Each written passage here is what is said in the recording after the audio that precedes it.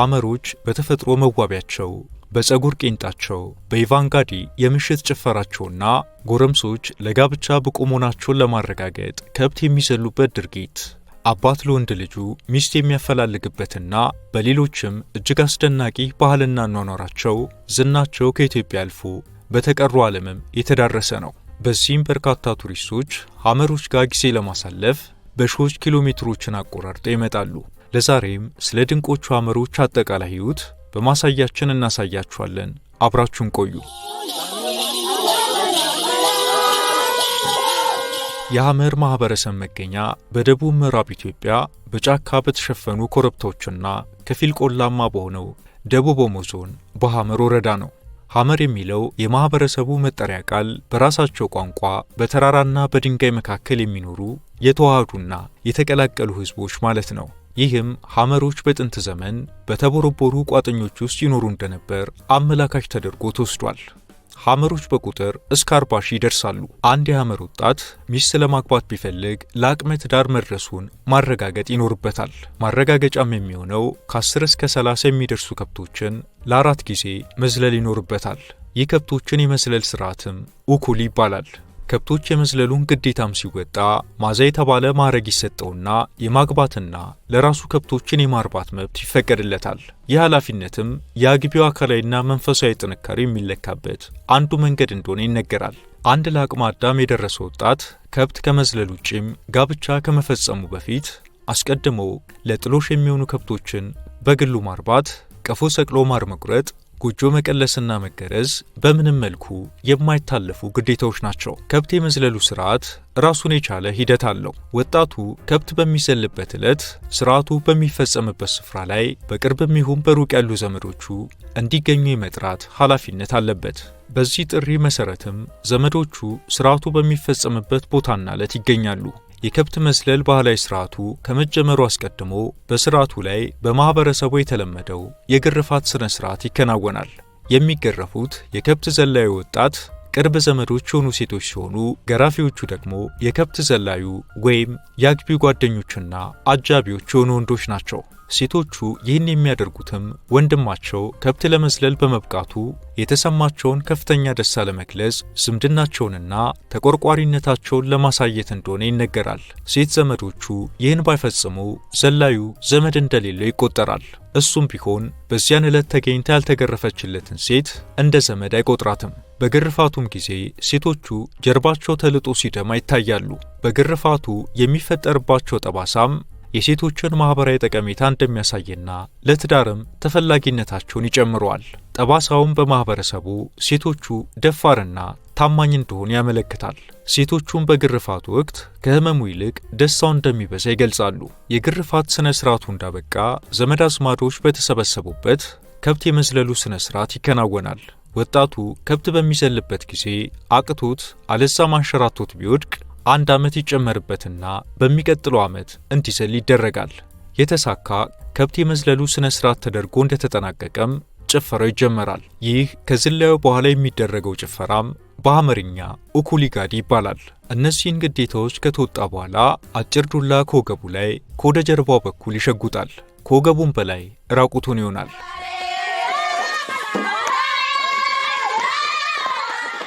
የኡኩሊጋዲ ጭፈራ ከብት ለዘለለ ወጣት ክብር ሲባል የሚደረግ ጭፈራ ማለት ነው። ጭፈራውም የሚከናወነው በምሽት ወቅት በጨረቃ ብርሃን በመታገዝ ነው። ይህ ዕለትም የዘላዩ ወላጆች ልጃችንን ለቁም ነገር አድርሰናል፣ በዚህም ተደስተናል ብለው ደግሰው ልጃቸው ለአካለ መጠን መድረሱንና ጋብቻ ለመፈጸም የሚያስችለውን አስፈላጊ የሆኑ ባህላዊ ግዴታዎችን ማሟላቱን የሚያውጁበት ስርዓት ነው። ወጣቱ ከብት ከዘለለ በኋላ ማዝ የሚል የማዕረግ ስም ይሰጠዋል። ይህ ማዝ የተባለ ማዕረግ የተሰጠው ወጣት ታዲያ ሚስት እስከምትታጭለት ድረስ ከስጋ ከማርና ከወተት በስተቀር እህል አይበላም፣ ወይም እህል እንዲበላ ባህላዊ ሕጉ አይፈቅድለትም። በዚህ ሁኔታ እስከ 3 ወር ሊቆይ ይችላል። እህል መቅመስ የሚችለው ሚስት ሲያጭ ብቻ ነው።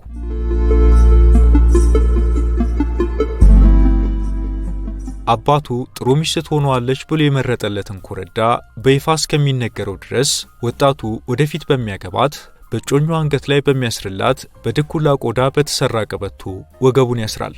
አባቱ እጮኛውን ይፋ ሲያደርግለት መቃወም አይችልም። ከዛ በኋላ አባቱ የልጅቷን ወላጆች ፍቃድ ለማግኘት ሽማግሌ ይልካል። የልጅቷ ወላጆች ጋብቻውን ከፈቀዱ ወጣቱ ቤኛሬ የተባለ ማጫ አንገቷ ላይ ያጠልቅላትና በአንድ ገበታ ቀርበው እንዲጎራረሱ ይደረጋል። ይህን አንገቷ ላይ ካጠለቀላት በኋላ እንደ ቃል ኪዳን ቀለበት ስለሆነ ልጅቷ ስለመታጨቷ ምልክት በመሆኑ ከዛ በኋላ ማንም ወንድ ቀና ብሎ አይመለከታትም። መጀመሪያ ላይ ከብት በመስለሉ ማዝ የሚል ማዕረግ የተሰጠው ወጣት አሁን ደግሞ ሚስት በማጨቱ ዶንዛ የሚል ማዕረግ ይሰጠዋል።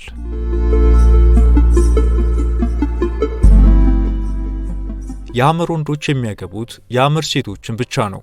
ሴቶቹ ግን አልፎ አልፎ ከሐመር ማህበረሰብ ውጭ የሆኑ ወንዶችን ከአጎራባች ጎሳዎች ሊያገቡ ይችላሉ።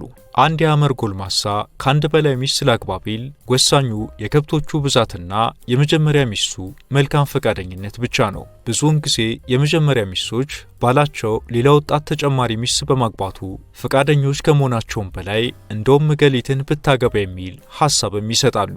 ሁለተኛዋ ሚስት ከመጣችም በኋላ ደግሞ በማሰማርና እንዳይከፋት በማድረጉ የመጀመሪያ ሚስቶች ኃላፊነታቸውን ይወጣሉ። የመጀመሪያዋ ሚስት ከሷ ቀጥሎ የተገቡትን ሚስቶችንና አጠቃላይ የቤቱን ሀብት በመቆጣጠር በቤቱ ከፍ ያለ ደረጃ ላይ በኩራት ትቀመጣለች።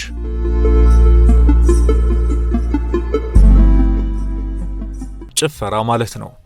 የሐመር ብሔረሰብ የሚታወቅበት ባህላዊ ጭፈራ ነው።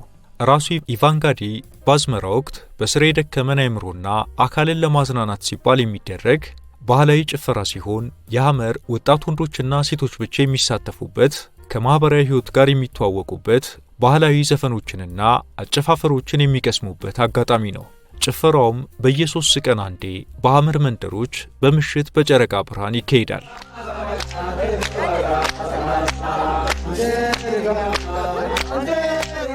ቶርቶሮ የሐመር ብሔረሰብ አባላት በዓመት አንድ ጊዜ አደባባይ በመውጣት የሚያከብሩት ባህላዊ በዓላቸው ነው። የሚከበረውም በሰኔ ወር መባቻ በእሸት ወቅት ነው። ቶርቶሮ በትልቅ ድግስና በጭፈራ ይከበራል። ከዚህ በተጨማሪ ሐመሮች የተለያዩ አጋጣሚዎችን ምክንያት በማድረግ የሚጫወቱት ኤሬ የተባለ ባህላዊ ጨዋታ አላቸው። ኤሬ ወደ ሌላ አካባቢ ወይም ወደ ዘመቻ ለመሄድ ሲታሰብ በፉከራ መልክ የሚከወን ባህላዊ ጨዋታ ነው።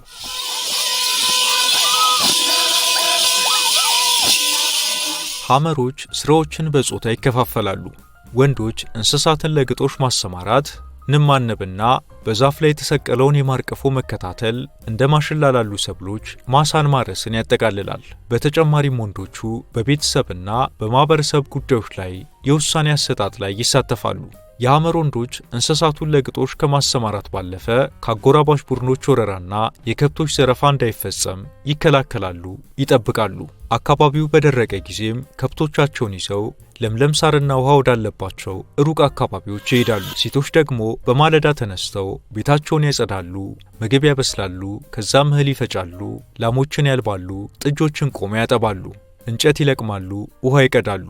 ቤትን ማጽዳትና ሕፃናትን መንከባከብ ከኃላፊነታቸው ውስጥ ይገኛል። የሴቶቹ ሥራ በዚህ ብቻ የሚያበቃ አይደለም። ለልብስነት የሚውሉ የፍየል ቆዳዎችን ያለሰልሱና ልብስ አድርገው ይሰፋሉ። የሐመር ልጆች በተለይም ሴቶች ሀፍረተ ስጋቸውን ለመሸፈን ሲሉ ከቆዳ የሚዘጋጅና በሐመርኛ ሺራን የሚባል ግልድም ያገለድማሉ። ከላይ ደረታቸውን ለመሸፈን ደግሞ ጥብቆ ወይም ቃሻ ያጠልቃሉ። ሴቶች በእድሜ ከፍ ሲሉ ደግሞ ከፊት ለፊታቸው ቶቆ ከወደ መቀመጫቸው ደግሞ ፍላንቴ የተሰኘ ከቆዳ የሚዘጋጅ ባለጥንድ ጉርድ ቀሚስ ይለብሳሉ። ካገቡ በኋላ ደግሞ ከወገብ በታች ማለትም በፊት ለፊት የኮርባ ከኋላ ቡድ ኮርባ የሚባል ከፍየል ቆዳ የተዘጋጀ ጥንድ ቀሚስ ይለብሳሉ። ከወገብ በላይ ደግሞ ቃሼ ጥብቆ ያጠልቃሉ።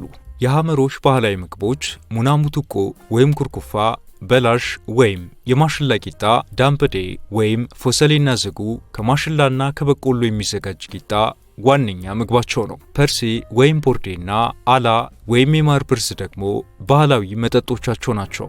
የአመጋገብ ስርዓታቸውን በተመለከተ የቤቱ አባወራ ከሁሉም ቀድሞ ይመገባል።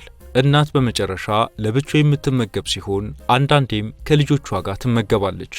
በስራ ክፍፍሉ ላይ የከብቶችን ኃላፊነት ወንዶች የሚወስዱት እንስሳቱን ከማንኛውም አደገኛ ክስተት ለመጠበቅ ኃይል ስለሚያስፈልግ ነው። የሐመር ጎጆዎች ባህላዊ ቤት ከእንጨት የሚሰራ ሲሆን ጣራው በሳር ይከደናል። የሐመር ጎጆዎች የውስጥ ክፍሎች የሌሏቸው ልቅ በመሆናቸው የቤት ውስጥ የመገልገያ ቁሳቁሶች ቆጥ ላይ ይሰቀላሉ። ቤት በመስራቱ ሂደት ዋነኛውን ሚና የሚጫወቱት ወንዶች ናቸው። ሴቶች ደግሞ በሳር አቅርቦት ይሳተፋሉ። የታዳጊ ልጆች የሥራ ኃላፊነት የሚጀምረው ደግሞ ከ8 እስከ 10 ዓመት ባለው ጊዜ ሲሆን በዚህ ዕድሜ ወንዶች ልጆች ፍየሎችን መጠበቅ፣ ልጃገረዶች ደግሞ እህል መፍጨት ይጀምራሉ። ሴቶቹ ልጆች ከዚህ በተጨማሪም ታናናሽ እህትና ወንድሞቻቸውንም በመንከባከብ እናቶቻቸውን ያግዛሉ።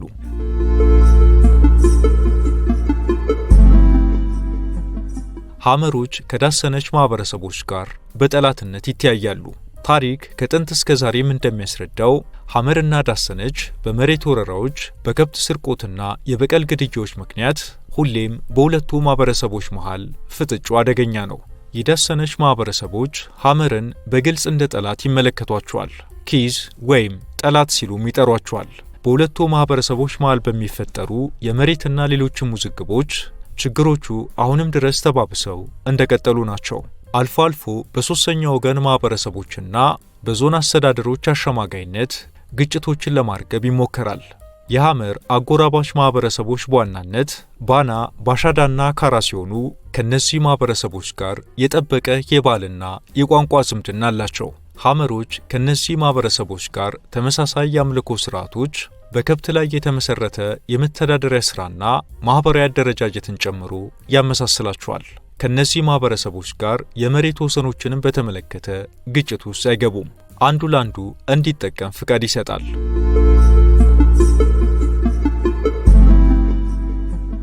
ሐመሮች የቱሪስቶችን ቀልብ የሚስቡ የተዋቡ ባህሎች ያሏቸውን ያህል እንደ ጥቁር ነጥብ የሚታይ አንድ ጎጂ ባህል ደግሞ አላቸው። ይህ ጎጂ ባህላቸው በግንዛቤ ማስጨበጫ ትምህርቶች አማካኝነት ጉዳቱ ቀንሷል ቢባልም አሁንም ውስጥ ለውስጥ እንደሚተገበር ይነገራል። እሱም ሚንጊ በማለት ሕፃናትን ለሞት የሚዳርጉበት ባህል ነው። አንድ ሕፃን ከታችኛው ጥርሱ በፊት የላይኛው ጥርሱ ቀድሞ ከበቀለ፣ የአካል ጉዳት ካለበት፣ መንታ ከተወለዱ፣ ከጋብቻ ውጭ ጽንስ ከተፈጠረ እነዚህ ሁኔታዎች በአካባቢው ላይ ድርቅን፣ ረሃብን፣ የበሽታ ወረርሽኝና የእንስሳት ሞትን ያስከትላሉ ተብሎ ስለሚታሰብ ሕፃናቱ ከአካባቢው ርቀው እንዲሞቱ የሚደረግበት ባህል ከባዱና አሰቃቂው ነው። እንደ አውሮፓ አቆጣጠር በ2020 ብቻ ወደ 300 የሚጠጉ ሕፃናት በዚህ መንገድ እንደሞቱ ጥናቶች ያሳያሉ።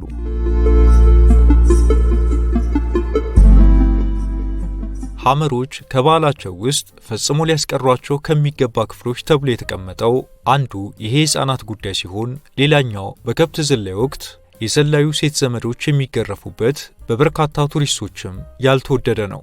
የሚገረፉት ሴቶች ጸጉራቸውን እንዲላጩ መደረጉም ጎጂ ባህል ተደርጎ ተቀምጧል። በግርፋቱ ምክንያት በሚፈጠሩ ጉዳቶች የሚከሰተው ኢንፌክሽንና እንዲሁም አጉል ቦታ ላይ መመታት እስከ ሞት የሚያደርስ አደጋን ያስከትላል። በ2011 በተደረገው ጥናት 53.6 በመቶ የሚሆኑት በጥናቱ የተሳተፉ የሐመር ሰዎች የሴቶቹ ግርፋት ቢቀር ፈቃደኞች መሆናቸውን ገልጸዋል። ሐመሮች እነዚህን ጎጂ ልማዶች ቢያሻሽሉ አሁን ላይ በአካባቢው እየታየ ያለው የቱሪዝም እንቅስቃሴ የበለጠ እንደሚሆን ይታመናል። አሁን ላይ እንዳጠቃላይ በኦሞ ሸለቆ ያለው የቱሪዝም እንቅስቃሴ ለሐመሮች ትልቅ የገቢ ምንጭ እየፈጠረላቸው ይገኛል። ጎብኚዎች በሰጡት አስተያየትም የቱሪስቶችን ፍላጎት ለማሟላት የሴቶች ግርፋት በብዙ እየቀረ መጥቷል።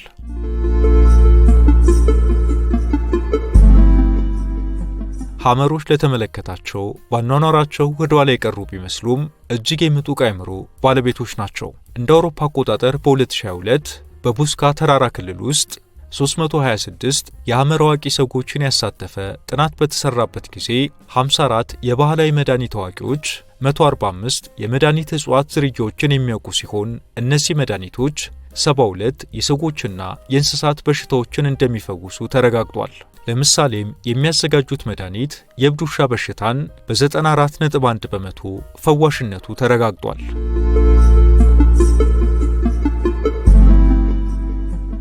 ሐመሮች ሞት በሚከሰትበት ጊዜ አንድ ሰው ሕይወቱ ካለፈ በኋላ ብዙም ሳይቆይ ቀብሩ ይፈጸማል። ከዛም ከወራት ወይም ከዓመት በኋላ ከብት ታርዶ ትልቅ ድግስ ይደረግና ሟች ይታሰባል። ከዛ በኋላ ነው ውርስን ለሚገባቸው ዘመዶች ማከፋፈል የሚጀመረው። ሐመሮች የራሳቸው ባህላዊ ሃይማኖታዊ እምነት አላቸው። ከብሔረሰቡም 85 በመቶ የዚህ እምነት ተከታይ ነው።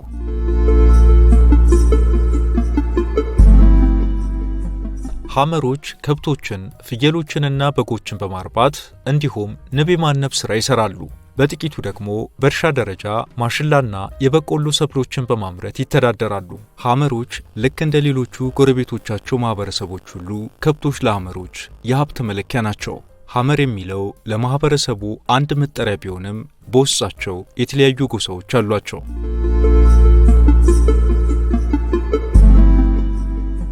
ሐመሮች ጋር ከቱሪዝም ጋር በተያያዘ መልካም ዕድሎች ቢኖሩም በሌላ በኩል ደግሞ ሐመሮች ላይ የተደቀነ ስጋትም አለ።